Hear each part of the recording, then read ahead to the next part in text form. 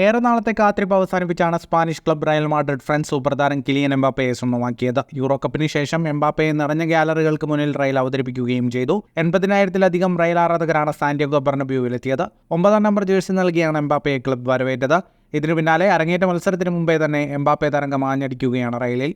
താരത്തിന്റെ പേരിലുള്ള 9-ാം number jersey ചൂടപ്പം പോലെയാണ് വിറ്റുപോകുന്നത്. ജേഴ്സി വിൽപ്പനയിൽ ഇംഗ്ലീഷ് സൂപ്പർ താരം ജൂഡ് ബെല്ലിംഗ്ഹാമിന്റെ റെക്കോർഡ് എംബാപ്പെ മറികടന്നു. ബെല്ലിംഗ്ഹാമിന്റെ ജേഴ്സിയേക്കാൾ 5 ഇരട്ടി ആവശ്യക്കാരാണ് എംബാപ്പയുടെ ജേഴ്സിക്കെന്നാണ് റിപ്പോർട്ടുകൾ പറയുന്നത്. 5-ാം നമ്പർ ജേഴ്സിയാണ് റയലിൽ ബെല്ലിംഗ്ഹാമിന് ക്ലബ് നൽകിയിരിക്കുന്നത്. താരത്തിന്റെ ജേഴ്സിക്കും ആവശ്യക്കാരേറെയായിരുന്നു.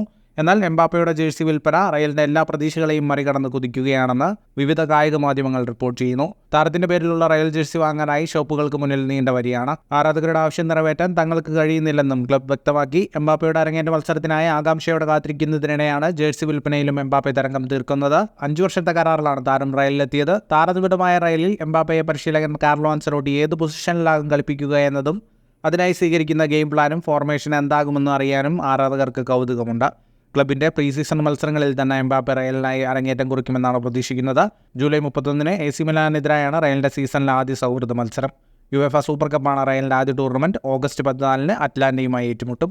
ഫുട്ബോൾ ലോകത്തെ കൂടുതൽ വാർത്തകൾക്കും വിശേഷങ്ങൾക്കുമായി സ്പോർട്സ് കഫേ ഇപ്പോൾ തന്നെ സബ്സ്ക്രൈബ് ചെയ്യുക.